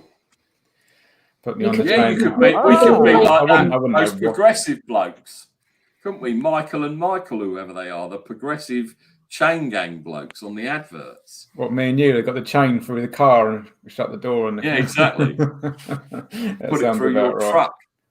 I think, to be honest, I just love sport. If I was on the side, I just want to be on the field. I wouldn't care. Give me the ball. God, honestly, I'm a beast. I'll be like Henry, charging through. Crushed. Yeah, I would get crushed. 25 years ago, Pete, I'd love to have come across you running across the middle when I was playing middle linebacker with your little dainty footsteps. All the gear, no idea. So hard. I would have absolutely killed you if you'd have played. Mate, I would have been on the floor laughing if I'd seen you on the field, mate. I wouldn't have. My belly would have been hurting from laughter. Not the size you were 25 years ago. You'd have been an offensive lineman, mate. I would have been, mate. That's very I true. have pictorial evidence as well, and I can get it. He was about 4 times the size he is now, bless him. And he was like the fridge. It's because I'm an athlete. I was. Well. It's because I'm an athlete. That's why, mate. 20 stone down to what I am today. And I'm an athlete. Scott, what do you think of the 49ers Pats game? It's two teams that I think both expected to be better with a better record at this point in the season than they have. They obviously, the 49ers, we've talked about the injuries, and they've had it just about as bad, if not worse, than anybody else in the league. The Patriots, they're kind of, as Cam goes, that's how they're going to go. When you look at the 49ers, I think it's probably a close game. It's hard to tell. When you look at the two teams, the 49ers just seem to have more playmakers. I probably lean towards the 49ers just for that fact. When you look at, like they've got Kittle, and I know Mostert's hurt, but they've got that running system, and they've got some decent backups in there. Deebo Samuel is healthy. He's coming back. So I think the 49ers win. I think it's probably a close game. I don't know if it's the most beautiful game that you're going to watch. this season, but I'm leaning 49ers. But I do think it's kind of one of those coin toss, coin flip games, and whoever ends up losing is their season's going to be looking pretty dire, no doubt. Yeah, 100%. Okay, so let's go around the horn with predictions. Carl, score prediction. We'll bounce back. 23-20 Pats. Okay, Susanna. It's gonna be a bit of a guess because I don't think anyone knows how rubbish these teams are. We all know how rubbish. I'm going to take the Niners, and I don't think that there's going to be much in the way of scoring. So we'll give you 26-21. Now, I know we all want a lone wolf here, Pete, with Carl, but please do not pick the Niners because I will punch you in the face on Monday if they lose because you've picked them. Because it'll be your fault. To be fair, Nick, you have to be pretty honest, mate. My fortunes have turned around a little bit. You got to come on. You got to be honest. I'm winning bets. My teams are doing well. I'm doing pretty well in the Great British Pod Off on Twitter. The Shank Club NFL are leading the way, so I'm actually doing very good in my predictions. And whereas I've been known to be epically wrong, I've told you, mate, this year seems to be different. Everything's going my way. So me back in the Niners means your boys are going to walk away with the W, mate. I will also record me punching Pete in the face. Although I did also say that Danny Dimes was going to drive the team bus down to Saquon Barkley and hand him a big fat W when you were at the MetLife, and that didn't happen. But that's pretty much the only one that I went off a little bit cranky on. I think I'd had a few too many drinks. Scott, you're going for the Niners, I presume? Yeah, I think you probably something like 17-10, 20-13, maybe someone there. I'm definitely leaning 49ers. Still feeling a little bit sorry for that Super Bowl victory you had over them, mate, are you? Letting them have this one. I don't know if I'll call it that. I mean, maybe pity, maybe instead of sorry. Sorry, not sorry, yeah. At least we got to the Super Bowl. Whether we lost it or not is immaterial. But Pete didn't get there. Susanna's team didn't get there. And neither did the Patriots. There's only me and Scott that can say we were in the Super Bowl last year. Yes, we choked. So all of you can all pipe down about the Niners and everything and losing. Because at least we made it. Yeah. But unfortunately, no one remembers who finished second. I think it means... Unless you're the Atlanta Falcons, then it's a completely different... God.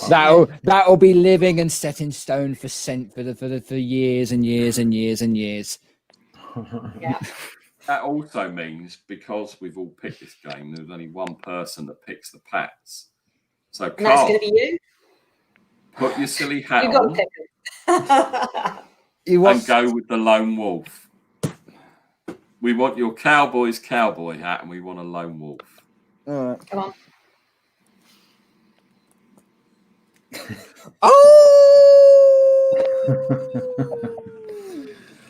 There it is. Yeah. To be fair, it's not a bad game to be lone wolf in, to be fair. Could go either way. It's a toss of the coin. Yeah. Toss Sounds of the coin. like we've been a little bit unlucky, Nick. If we obviously are, we were hoping to have Coach on. Have you had any response from him as he? No, I've had nothing from Coach, and I've had nothing from Jason. So I can only assume that obviously Jason's having issues with his daughter, possibly, and No. so we can, if you want to, we can pick another. We can pick not the Steelers. Sorry, we've done. Well, I'll tell you, we didn't get Scott's take on the Tennessee Steelers game, so maybe he could. I can't even remember. So we were a split panel, right? It was 2-2. Because I've obviously picked the Titans to win. So would Susanna. Yes. Who did you have, Carl? Steelers Patriots, but by field goal. Right, Scott. What are you seeing in this one, dude? Yeah, I think the Steelers are going to win. They've looked really good. I know everybody's talking about their schedule's not been the best or the most difficult, but they've won, and they've won a lot of the games pretty handily. They dispatched the Browns, who everybody thought was, maybe on the right track this year and was going to be one of the teams, to contend in the AFC, and they ran out to 4-1, and they smashed the Cowboys, and the Steelers made them look like a JV squad. So Tennessee, they've had some close games. They struggled against the Texans. They kind of got lucky there at the end. The Texans, the coaching, and them kind of botched the calls there and left the door open, and it got to overtime. They had a close game against the Bills. Is that right, too?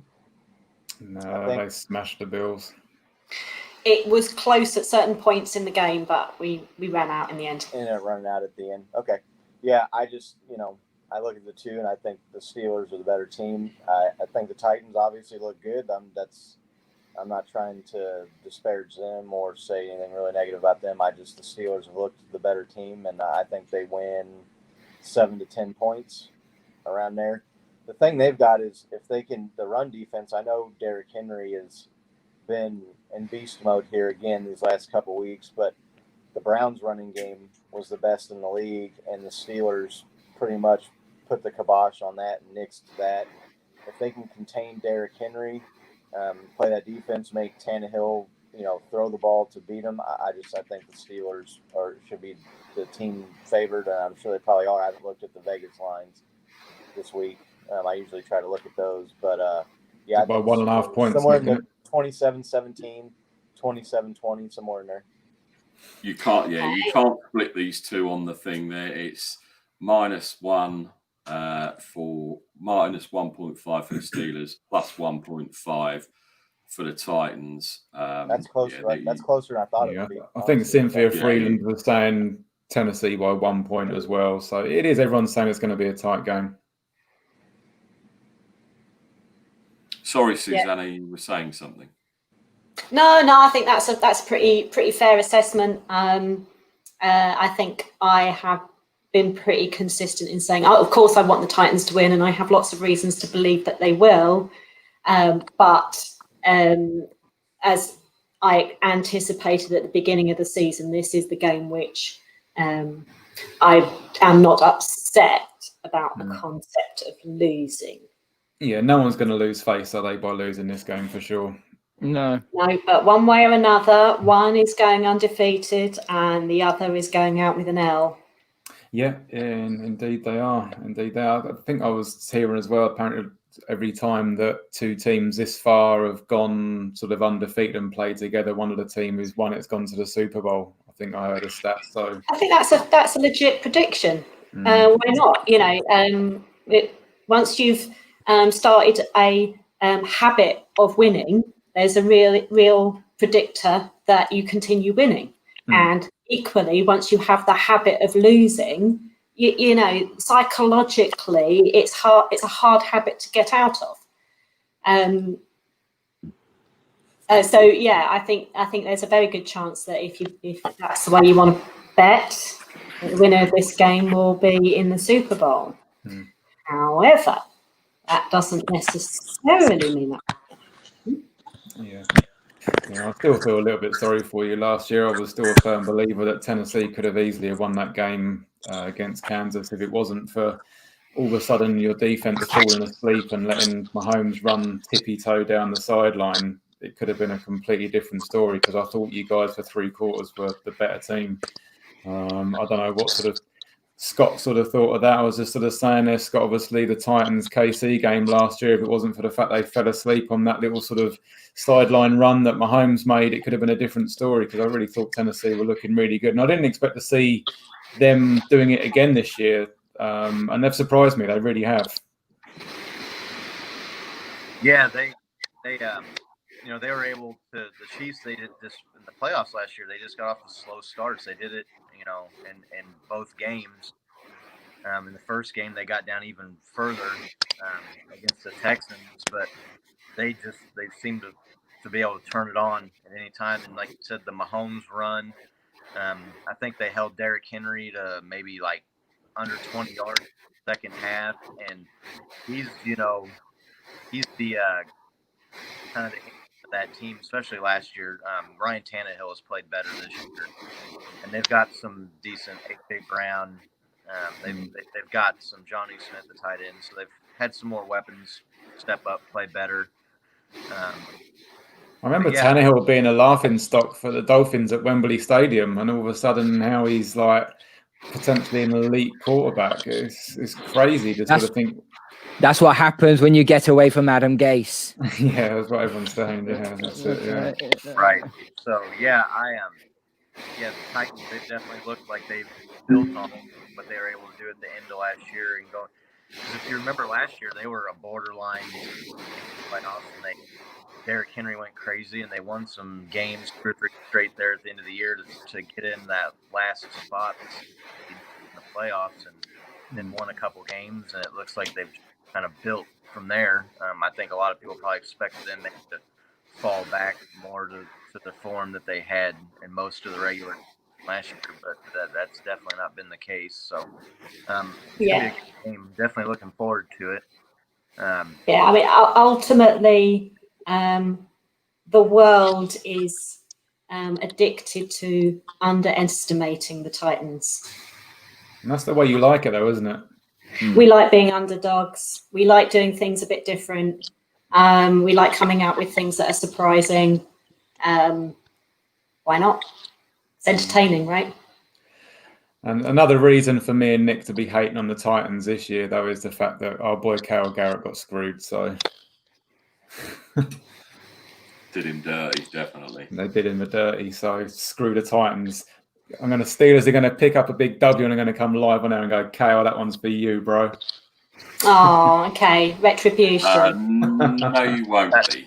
I don't know if it makes Susanna feel any better, but I'll be rooting for the Titans to win, obviously, because the Steelers being undefeated is not helping the Chiefs out in the playoff picture in the AFC. So I'm rooting for the Titans, but I think the Steelers are going to win. Yeah, heart and head, right?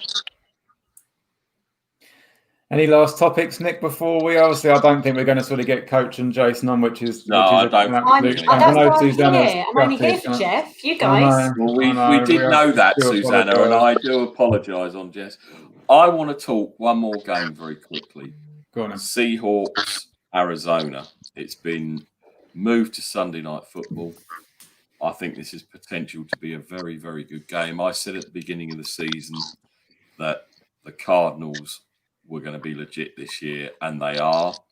Are they going to stop the little pipsqueak number 3 and Pete Carroll in their tracks this week and send them 5-1? Pipsqueak number 3. Put some respect on that guy's name. No, he's a pipsqueak. I hate him. He's a great player. It's a battle of the little quarterbacks, isn't it? I hate him. And I'll tell you what, again. Why do you hate Russell Wilson? Because he's in our division. And okay. And he's a real cornball, and I hate Pete Carroll as well.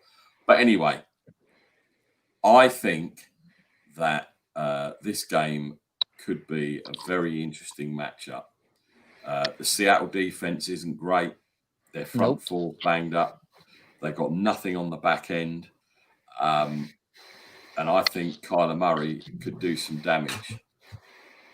But you've always got that Russell Wilson effect, if you like.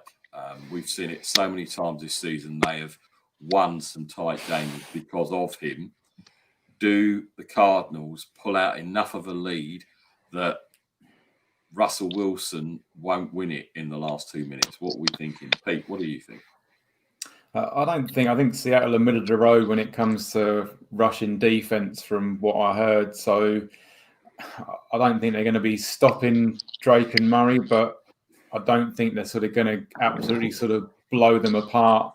I think I might have heard as well that Hopkins could potentially not be in this game as well, which could be a huge, huge factor. Obviously, if he's not playing, it completely changes the sort of, it will be sort of run heavy, and I think they'll be able to stop it. But whatever, I just think the fact that Carroll is allowing Russell Wilson to throw the ball this year is paying dividends. And as much as they're not been great on defense, I mean, I was surprised by how close to Pats sort of, Pats could have sort of easily won that game, but their defense sucks. But I just think their offense is looking really good, and the fact that Russell Wilson's airing the ball out to Metcalf, who seems to be an absolute beast. They've also got Lockett there as well, and I think Seattle will. I don't think they'll be too easy, but I think they'll probably win this by 2 scores. Susanna, what do you think? Well, I've not watched a lot of the Seahawks like full through the game this year, but I think the Cards are a great surprise. Murray is a very different kind of mobile quarterback. We've seen a lot of mobile quarterbacks, but he's so compact, and when he runs like a running back. So I am excited to see that happening. I honestly couldn't predict this one, so I'm totally on the fence. No Jamal I've got Adams. splinters in my bottom. No Jamal Don't Adams. get any splinters, Susanna. Whatever you do, sitting on that fence could be. I'll be quite objective bad. then, and I'll just put my officiating hat on and just say that I'm objective. Susanna's probably very much like me. We don't give a crap about the NFC. It's all about the AFC. As far as we're concerned, the NFC doesn't even exist. Oh no! Well- Sorry, I do care about the NFC. The NFC is actually quite exciting this year. There's been a lot of games where, especially when it comes to betting, where I think, this team should win, this team should win, and they just completely and utterly ruin it for me. Yeah. Especially Best thing about the NFC this year is how bad the Cowboys are. Forget about anything else going on. It is hilarious. I'll I'll one up you on that. How bad the NFC East is, in general. Well, yeah, You got the Washington, who's just basically a horse. Washington, and no names. Washington with a horse and no That name. whole division. You got the New York Giants, who apparently they lost to the Eagles. They're now sever for Trevor. You got the Eagles, who are nothing more than an infirmary right now, and then you got the Dallas Cowboys, who it's just an utter shit show right now, frankly. Isn't it great to see Andy Dalton being absolutely horrible as the QB of America's team? Do you know what's great? Hilarious. Is the fact that the Steelers get to play the Cowboys and Andy Dalton's going to be at QB and he's going to get absolutely murdered and it's going to be great.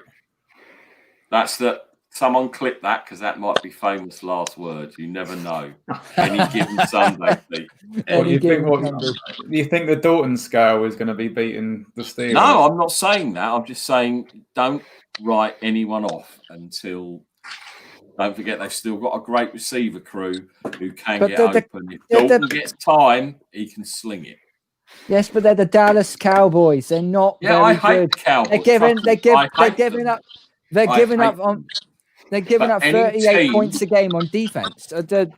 Any team that plays the Steelers, I'm always going to root for. I don't care who they are. I don't care if it's Hamden Park under 12s playing the Steelers.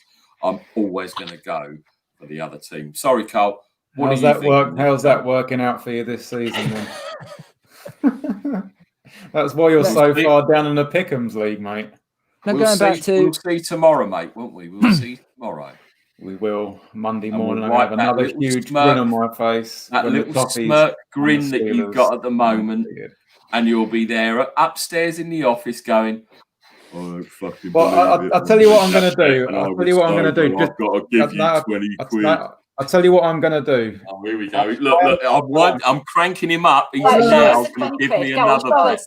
Susanna, no, what I was going to say is, Susanna, I was going to say, if the Steelers don't win this Tennessee Titans game, I will come up and I will help you officiate on a game next season. How about that? That's not really a punishment. That's not a punishment. Yeah, no, that's not a punishment. I will come up and I will carry the cones. I'll do whatever. I'm going to put you on the line to gain, and the reason why I'm going to put you on the line to gain is because that's where they always head. So you're going to be running for your life.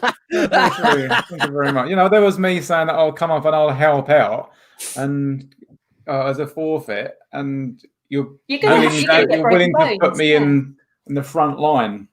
And the Shank Club NFL will broadcast Pete getting smacked by someone live. Yeah, I would will be love to there have as you well. guys at a game. It will be we really need hilarious. promotion in the UK. So any kind of fun that you can bring to a Britball game would be super brilliant. Yeah, I'll I be think Pete sending out will my last schedule to one you. play and he'll pull a hammy or something. Oh, I can't do this anymore. I've got to get That's on. no excuse. I've had people who are straight out of hospital still on morphine. I'll bring a doing wheelchair and I'll chain Wow. push him. Don't worry. I sent I him know- off. I sent him off. He couldn't stand up. I but, know full well that will be me running down the sideline, and I'll end up looking like bloody Daniel Jones tripping over just on my own, just making a complete arse of myself. So No, do not worry. If you do it, I will be coaching you on how to avoid said hits. We do a little bit of a briefing before we start for safety to make sure that no chain crew get injured on Well, my game. whatever you Does need that me to include do, me my hitting him forfeit on the will be. sideline? That is my forfeit. Whatever you choose me to do, I will come up on a game day, and you can make me do whatever. There you go. Okay. That's very generous. Thanks, Pete. I will take you up on that. And he has to do it wearing a Titans jersey. You know, I said earlier on that earlier on I said I wasn't nervous about this game. I'm now bricking it. Now you've really put it on the line. I am now bricking Come on, it. Susanna, make it a proper forfeit.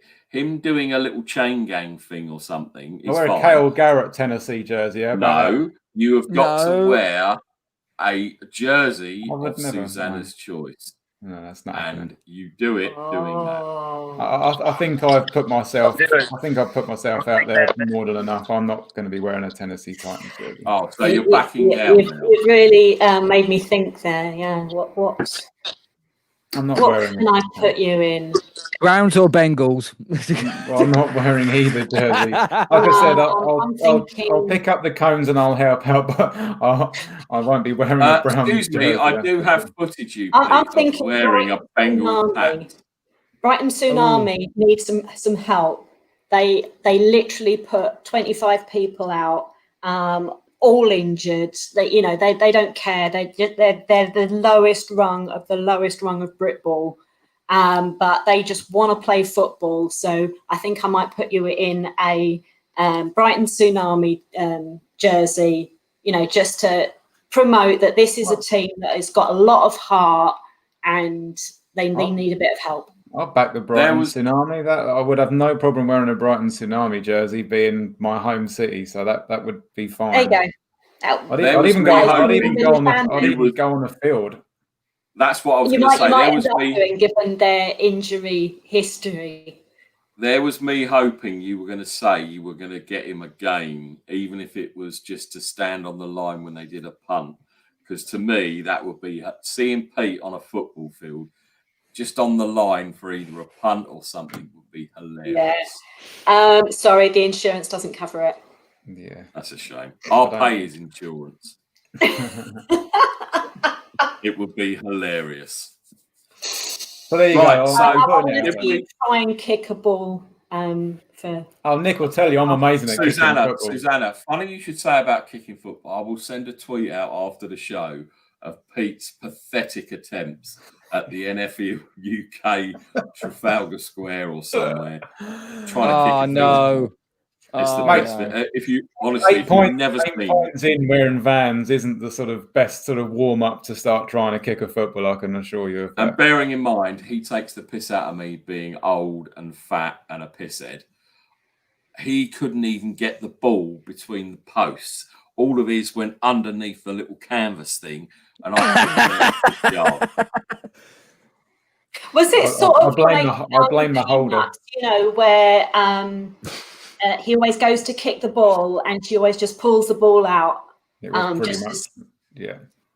No, except no one was pulling the ball away. I still. He thought he was taking a penalty, and one of them went so far under the rigging of the van they had to get a spare ball out because he'd sent it right underneath it. If there was a prize for the lowest kick, I think I would have won it. Okay, so you're there just to make everybody else look good, right? It wasn't difficult. Put it this way, I had Gostkowski's cleats on that day. That was a low blow. Yeah, Gostkowski is not lowering my blood pressure. Right, so He's before we really get out of helping here, me out. let's pick who's winning this. Scott, who have you got? Seahawks or Arizona? I'm going to pick the Seahawks. I'm not sold on the Cardinals yet. I think they're still a work in progress. Just because you dominate the Cowboys doesn't mean you've arrived. So I'm going to go ahead and pick Another dig at America's team. Phrasing. No, I'm going Seahawks and Russ Wilson, no doubt, in this one. Okay, I think I'm going to be lone wolf in this at this rate. Carl, who do you think? 2 reasons why I'm choosing Seattle. One, I just think they're the more efficient team. They're more well-rounded. And the second one of all is I've got Chris Carson in fantasy, and I know I'm going to need him to put up points for me. So yeah, I'm cheering on Seattle for this. So Seattle to win. I'm going to say they win. I'll say they're going to win 28-21. Okay, Susanna's got splinters. Pete, did you say it was going to be the Sea Chickens? I can't remember. Yeah, I'm going for the team with the worst colour rush jersey in NFL history that looked like a highlight. Official. That looked like a highlighter pen. I'm going the for, highlighter kids. Yeah, I'm going for Seattle and Mr. Oh, well, Unlimited. I am going for Arizona. So,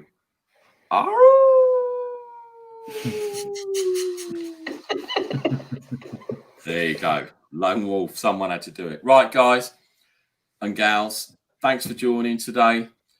Thanks for watching, people. We're just going to go once round the horn with final thoughts, and then we're going to get up out of here with my man Kevin Harlan and his famous call. Carl, lead us off. Final thoughts on this week.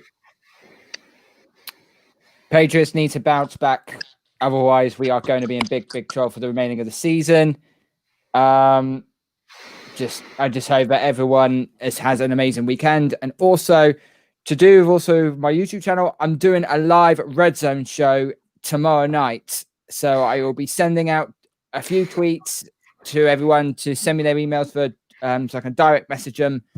And anyone who actually plays in Fantasy League, come onto the show. I want to see your celebrate. I want to see your happy thoughts. I want to see your anger, your frustration. I want to see your cringy Fortnite dances. I want to see everything.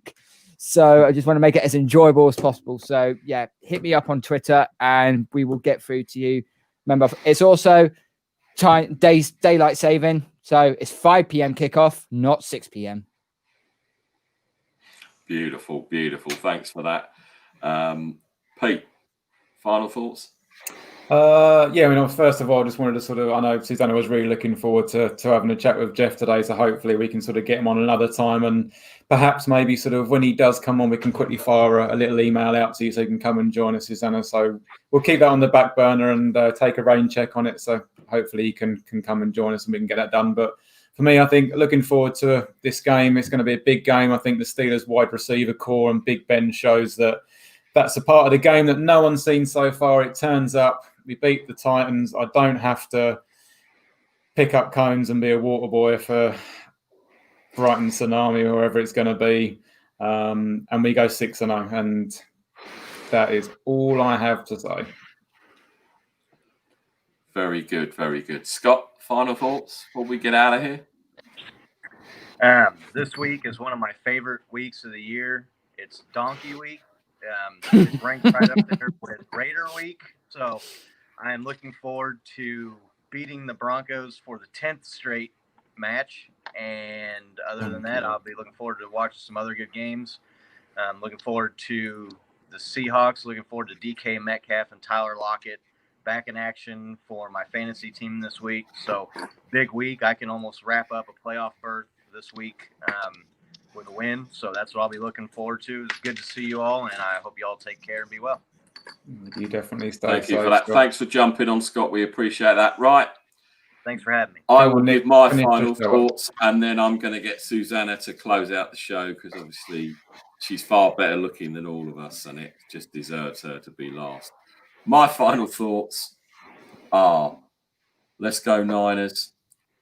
Please, Titans. I don't care if you lose the rest of the year. There's two Just games I win want you to win. this one. Okay, for you, for you, Nick. Two games to beat the Steelers. Let's go, Titans. Just please, because 9:05, when I'm cranking up ready for the Pats-Niners game, Pete will have his phone switched off because I'll be ringing him, texting him, FaceTiming him, just basically doing as much as I can to wind him up. And then I'm going to film him picking up cones, being a water boy, doing all that, and getting 20 quid off him. I mean, seriously, what a weekend. Absolutely fantastic. You know what? I don't Let's think go, I can Titans. bear going into work Monday morning now if the Steelers lose. So I may well put a holiday day in now just in case. I don't think I can handle you Monday I know where morning. you live. I'll come Don't outside think I your can house handle with a you. megaphone. It's not a problem. I can't handle you usually on a Monday morning. So after this would just be ridiculous. It will be No, nice. Steelers to are be doing a it for our boy smug Kyle bastard Garrett. for a change. Revenge. No, Take they're that, not. Titans. No, they're not. Right, shut up, Pete. Susanna, your final thoughts. Well, thanks for having me on the show. It's been super fun. Love chatting ball. As you know, honestly, this is my home. Playing, talking about officiating American football. Always loved it. Want to get some shout outs to some friends of mine. So shout out to Claire de Bear. If any NFL fans out there anywhere in the world just want a chance to win merchandise for their team, follow at Claire de Bear. At Claire. Oh gosh, what is her Twitter handle? Claire de Bear 85, is it? That's the one. Follow that. She's nearly at 13,000 followers, so a few more followers would be brilliant for her. Shout out to my hairdresser who has got me back in the red zone. Love that. The red zone, I like it. Shout out to all my BAFRA buddies who are hard at work, honing their skills, watching video, getting as good as they possibly can. Shout out to all of the new officials that have come on board this year. Keep it at it. We will get out there on the field just as soon as we can, and you are going to absolutely love it. And yeah, just enjoy your football this weekend. Stay safe. Hug only the people that you're living with. And yeah, see you all very soon, I hope. Yeah, thanks for coming on today. It's very, we do love having you on. We appreciate everyone coming on as ever on the Shank Club. We can only do what we do because of all you guys. I know we annoy people because people tell me on DMs that I annoy them, and I love it because at the end of the day, it's me doing this show with Pete. And if you are annoyed, come on and talk about it. But it's got us out of a dark hole, mate, hasn't it? This has got us out of a dark hole. A lot of people will be keyboard warriors when they can, but when it comes to it, and I've asked them to come on the show, they won't do it. So to those, whatever. Yeah, do you know what? Lady Gaga once said, I'd rather be hated for what I am than loved for what I'm not. Very good point. And on that note, thank you everyone for watching. This has been the Shank Club NFL Live. My name's Nick. Pete's been on. Susanna's been on. Carl, Scott. As ever, we are going to finish off with one of my favourite ever calls. Hey, somebody has run out on the field. Some goofball in a hat and a red shirt. Now he takes off the shirt. He's running down the middle by the 50. He's at the 30. He's bare-chested and banging his chest. Now he runs the opposite way. He runs to the 50. He runs to the 40. The guy is drunk, but there he goes. The 20. They're chasing him. They're not going to get him. Waving his arms. Bare-chested. Somebody stop that man. Here comes the blue coat. Oh, they got him. Here They're comes the coming blue from the left. coats. Oh, and they tackle him at the 40-yard line. We love you all. Take care, everyone. Stay safe. Wear your mask. Wash your hands. Thank you very much. We'll see